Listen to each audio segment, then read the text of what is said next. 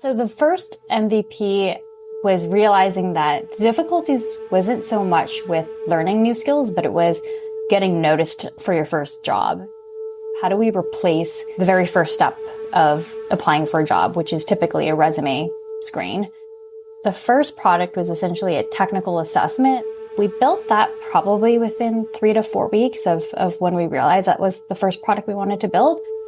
Instead of reviewing resumes for a company, we would just send this technical assessment to every applicant. And then we would pass candidates who showcased strong skills in that assessment to the first interview round. My name is Jaclyn Ling, and I'm the co-founder and CEO of Hatchways. This is Code Story, a podcast bringing you interviews with tech visionaries. Like 6 months moonlighting. There's nothing on the backhand. Who share what it takes to change an industry. I don't exactly know what to do took next. many goes to get right. Who built the teams that have their back. Our company is its people. The teams help each other achieve. I was proud of our team.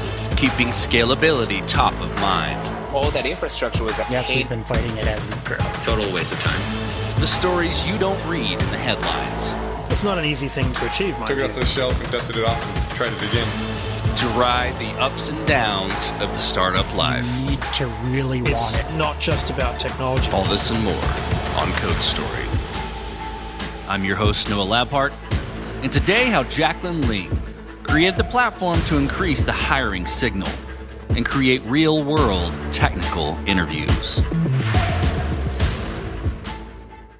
This episode is supported by Terso. Terso is the open-source edge database from the creators of libSQL. Do you put your edge computing close to your users? You should put your data there too. Terso makes this easy utilizing the developer experience of SQLite. Access a free starter plan at terso.tech/codestory. Terso, welcome to the data edge. This episode is brought to you by our friends at MemberStack. MemberStack is the fastest way for you to launch a beautiful Webflow MVP with robust authentication and smooth payments integration. Join companies like Slack and American Airlines in serving millions of members every single day. Get started for free by visiting memberstack.com/codestory. Jaclyn Ling is a super competitive person and has been her entire life. Whether it's board games with her family or playing sports in her younger years, she wants to win. She still plays sports today and watches basketball, specifically the Miami Heat or Toronto Raptors. Outside of that, she is a low-key person, enjoying taking walks, hanging out at the local coffee shop, and thrift shopping. Jaclyn is a self-proclaimed terrible interviewer, which never gave her the best foot forward when looking for jobs. When her co-founder and she wanted to solve a problem in the space of hiring, they wanted to enable people to have access to more opportunities and get noticed better for their first job. This is the creation story of Hatchways. I've always believed, the interview process is very broken. People get evaluated on interviewing skills in highly stressful and inequitable environments rather than, can they actually do the job? This came from a very personal, problem that I faced for as long as I can remember. I've always just been a terrible interviewer. When you ask me to do like a math problem on the spot or a case study, I've always just frozen up. And so I've always felt like it never gave a good reflective view of like what I can actually do on the job. And so Hatchways is about helping people get jobs because they can actually do the job. And today we start with engineering and technical roles. And so what it looks like from a product perspective is that we give the ability for a company to easily customize GitHub-based technical assessments where candidates complete tasks like reviewing code, submitting a pull request, or improving a system's design. Companies can easily facilitate this interviewer experience on our platform and use our human-assisted automated system to evaluate all applicants in a very consistent, standardized, and fair manner.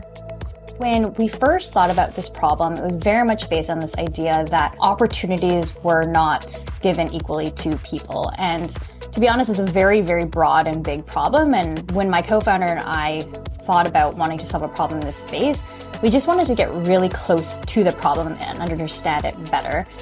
One of the first things we did, or whether you call it our MVP or just kind of a thought experiment, was run kind of a boot camp where we would teach people skills for the first time and help them get their first job. we wanted to understand what problems people go through when it comes to coming out from like a more non-traditional background and trying to land a job. And we learned so much going through this process of taking people from, new immigrants from Canada to teach them coding skills, or people who had non-programming backgrounds and doing career shifts, or people whose, first language wasn't English and teaching them these programming skills. Like, we're teaching them skills for like 6 weeks and helping them get their first job. And we learned so much about all the, biases people have in interview processes, all the difficulties with resumes in general, all the difficulties with like how people interview. And so that was kind of actually our first step into getting to where we are today with Hatchways, was just understanding like what is the problem with how things are done today? What are the biggest pain points that candidates face when it comes to getting a job? And that's kind of where we started, actually. So let's dive into the MVP, and maybe it's the version right after that, since you told me about that, getting close to the problem. Tell me about the first version of the product. How long did it take to build, and what sort of tools did you use to bring it to life? So the first MVP after that was realizing that the difficulties wasn't so much with learning new skills, but it was getting noticed for your first job. And so we had this idea of how do we replace the very first step of applying for a job, which is typically a resume screen. The first product was essentially a technical assessment that would replace a resume screen. We built that probably within 3 to 4 weeks of when we realized that was the first product we wanted to build. And it was pretty basic. It was just basically, here's a technical assessment. We created a couple of different assessments depending on the role, whether it's back end, front end, or a general. And instead of reviewing resumes for a company, we would just send this technical assessment to every applicant who applied. And then we would pass candidates who showcased strong skills in that assessment to the first interview round. So that was sort of our first MVP. So let's stay on that MVP for a second. With any MVP, you got to make certain decisions and trade-offs around maybe, feature limitation, tech debt, focus, approach, all the things. And you mentioned a few of those at a high level, but I want you to dive into them for me. Tell me about those decisions and trade-offs you had to make and how you coped with those decisions.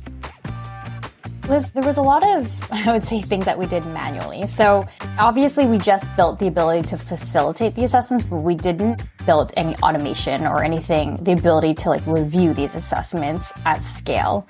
And so we basically had to get humans to review every single assessment individually for the first, I want to call it, couple of years. What that would look like is if you imagine somebody applying for, there's an open role for a developer position, how many applicants would you get? You might get, 300, and maybe 100 of them will complete this assessment. That means a human had to review 100 assessments per open role that a company had with Hatchways. And so that was definitely a really big trade-off that we probably only realized too late. We kind of took that advice of do things that don't scale maybe too literally for too long, because we were having to scale up hiring humans to review these assessments rather than go back and kind of build a foundation of a more automated and scalable solution. This episode is encrypted by CipherStash. Data breaches are becoming a fact of life. Know why? One of the reasons is because developers lack the right tooling to get the job done, i.e. encryption at rest tools are complex and inadequate. The solution? Encryption in use with CipherStash. CipherStash uses searchable encryption in use technology, providing continuous and universal protection for sensitive data. With CipherStash, you can turn your existing database into a vault, utilizing zero-trust key management, SQL native, and with no code. Though encryption is complicated, CipherStash is easy to use. The tool fully supports SQL via a drop-in driver replacement, supporting the query types you know and love today. And did we mention it's fast? For queries over 100 million records, you can expect additional overhead of less than 1 millisecond. It's a no-brainer. Get started by reviewing their docs or downloading sample projects in Rails or Node plus Sequelize today. Visit cypherstash.com/codestory and get started protecting your data. This episode is supported by Treble. This day and age, APIs are a fact of life. And as such, product and engineering teams need tooling that is lightweight, real-time, and data-rich to help them ship and maintain APIs faster. That's where Treble comes in. Treble is an all-in-one platform for the entire API lifecycle.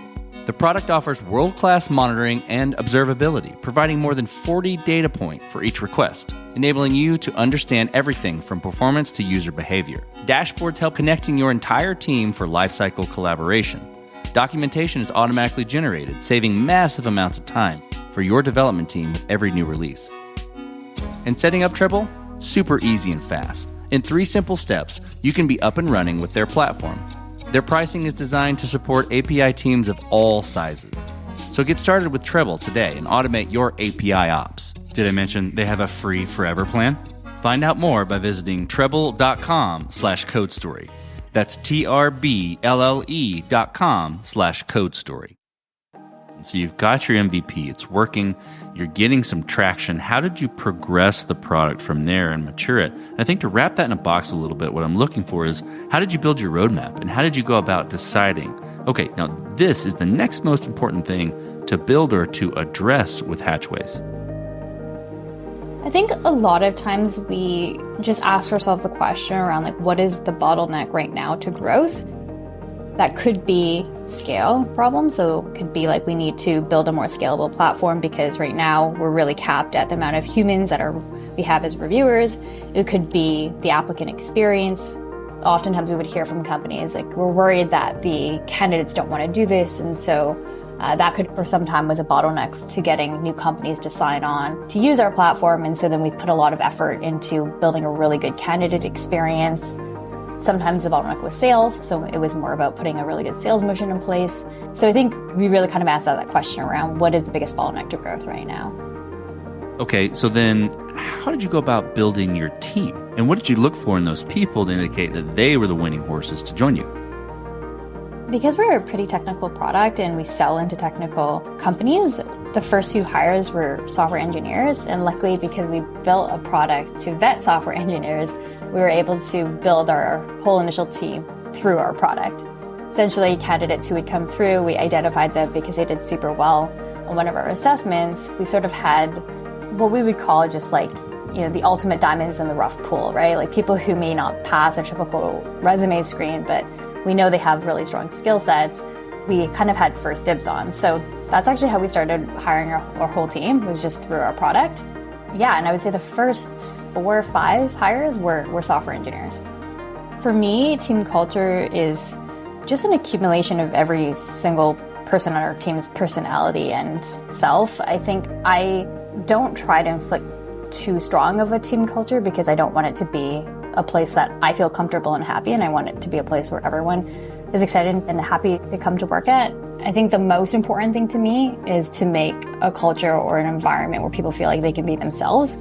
It's hard because usually people have their work self and people have their home self, but the best ability that I can do to help people feel comfortable to be themselves is kind of the culture I try to build. And I think a step to do that is being an example of that, being comfortable being myself, not trying to hide sides of who I am, and just being comfortable with who I am, comfortable with saying what I want to say, and just allowing people to feel like they can do the same. This episode is supported by Terso. Terso is the open source edge database from the creators of libSQL, the popular fork of SQLite.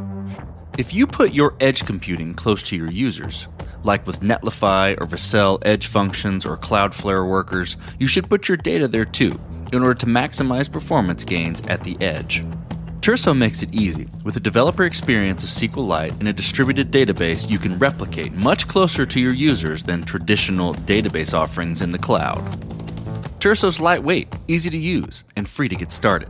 The team at Terso is offering a generous starter plan specifically for Code Story listeners. Head over to terso.tech/codestory and get started today. That's TURSO.tech/codestory. Terso, welcome to the Data Edge. This episode was automatically optimized by Cast. If you run cloud-native software on AWS, Google Cloud, or Azure, you know how out of hand the bill can get. This uncertainty hurts your business, but you can solve it with Cast AI. Cast AI automates cloud cost, performance, and security management for hundreds of companies of all sizes. The platform's customers begin saving immediately and cut an average of over 60%. So before you go and sign a multi-year contract with a cloud provider or lay people off, Check out what Cast AI can do for you. To get you saving even faster, Cast AI is offering a free cloud cost audit with a personal consultation. Visit cast.ai/codestory to get started. So let's flip to scalability. And I hear you in a lot of manual things in the early days, so maybe I'll have an idea of where you're going to go with this question. But did you build this to scale efficiently from day one, or are you fighting this as you grow in certain capacities? Definitely the latter. We definitely did not build for scale from day one. And as I kind of mentioned, I think we did a lot of that, do things that don't scale for a really long time. I'm sure you know right now has been a very turbulent time in tech, which means that a lot of companies actually aren't hiring and a lot of companies are sort of taking a step back and reevaluating team sizes and stuff, which is on one end been tough from a sales and growth perspective because a lot of companies aren't hiring and looking for new products like ours. But on the other hand, it actually gave us the chance to sort of take a step back and actually build a more scalable platform. So we've been able to take this time right now to invest more in our product and software. And so now I think we've built out a product that's a lot more scalable so that when things do pick back up, we're kind of ready for that kind of growth. Okay, so as you step out on the balcony and you look across all that you've built, what are you most proud of? I think it's really always comes down to the people, and that answer kind of breaks into maybe two parts. The first is the people that we've actually helped as part of our, of our product. It's people who we've helped get jobs that wouldn't have otherwise gotten noticed. And I always, there's so many stories of people who have told me about how they've always had, fear doing interviews, or they've always gotten screened out because of resume, or they're really bad at phone screens because they have a stutter, or, there's just so many stories that I've heard of where our product has helped people get noticed and get opportunities. And I just think I'm always really proud of our product's ability to do that. And the other side of the people is, of course, just the team. As I mentioned, I'm really proud of the team that I've built and the people who decide to come work for me every day. Really, a founder can't take that for granted. The people who decide to work for you, I'm just, think I have such an amazing team, and I'm always really, really proud of that. Let's flip the script a little bit. Tell me about a mistake you made and how you and your team responded to it. This is something that I've reflected on quite a bit, especially lately when the market's kind of been a little bit slower. I think that a mistake I made early on, and for probably too long, was playing for short-term wins. What I mean by that is just making decisions for short-term growth or short-term win rather than trying to think a little bit more for the long term. A really specific example of that could be, every single month I send a monthly investor update. And oftentimes, for a while, I'd be really focused on how do I make sure that my next month's investor update looks really good. And so a lot of times that can make you make decisions that are a lot more for this month rather than thinking about what's the best thing for the quarter or the best thing for the year. And so I think that the mistake is just having too short-term horizon in mind and not thinking about what are the best decisions to make for the long run. Okay, Jaclyn, so this will be fun. What does the future look like for the product and for your team? High level, it's really just continuing to build a product that solves this problem better than anyone else.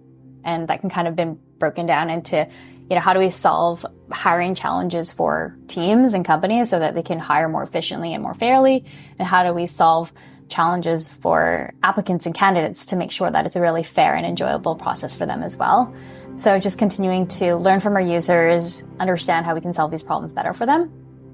And then kind of more long run is just how do we continue to build this interview experience or interview solution across other industries outside of tech roles. I love the idea of just being able to ideally scale this out across all industries and roles in the future. Let's switch to you, Jaclyn. Who influences the way that you work? Name a person or many persons or something you look up to and why. Athletes are a huge inspiration to me. The NBA is a huge inspiration to me. I always feel like I get a big burst of energy whenever the playoffs come because I'm just watching all these players be so competitive and motivated, and it just energizes me. I've always been a huge Michael Jordan fan, huge obsession. Just remembering his journey, remembering, he took 7 seasons to win his first championship is a big lesson, a reminder for an entrepreneur like me, where it's just like, you got to be patient. So you have to trust in the process and just play the long game. Okay, so we talked about a mistake, but this is a little different spin. If you could go back to the beginning, what would you do different? Or where would you consider taking a different approach? It doesn't have to be something that went wrong. Could have been something that worked really well, but maybe you'd tweak it a little bit. I mean, I think it's similar to what I mentioned around like not scaling too quickly. I kind of talked about it in the sense of doing things that don't scale for too long, but that kind of goes hand in hand with scaling the team and people too quickly. And so because we were doing a lot of things that didn't scale, in order to keep up with the growth we were having, we had to just add more people. And so I think we scaled our team a bit too quickly in the beginning when we realized that, some of these challenges that we were facing would have been better solved by software rather than by people. We had to, make decisions about our team size and kind of make changes that way. So I think scaling our team too fast was probably something that I wish we could go back and do differently. Okay, Jaclyn, last question. So you're getting on a plane and you're sitting next to a young entrepreneur who's built the next big thing. They're jazzed about it. They can't wait to show it off to the world. Can't wait to show it off to you right there on the plane. What advice do you give that person, having gone down this road a bit? So this is actually advice I gave to myself the second time I did startup, which is right now. So I did my first startup right out of college, and I did it for about 2 years, and it was a pretty challenging experience because I feel like I wasn't equipped with a lot of lessons that I have now.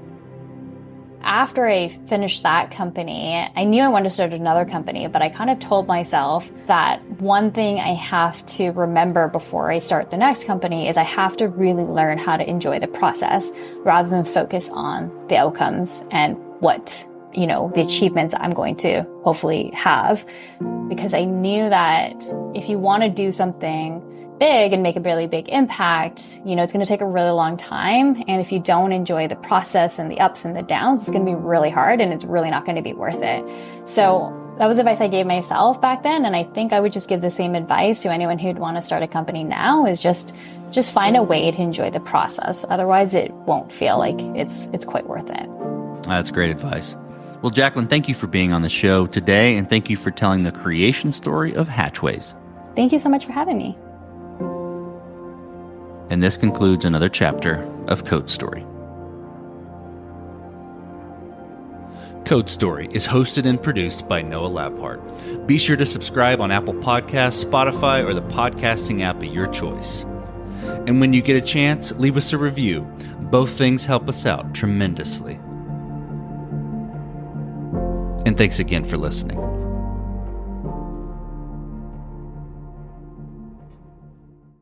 You just realized your business needed to hire someone yesterday. How can you find amazing candidates fast? Easy. Just use Indeed. Stop struggling to get your job post seen on other job sites.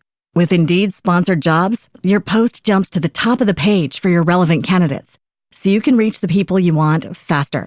According to Indeed data, sponsored jobs posted directly on Indeed have 45% more applications than non-sponsored jobs.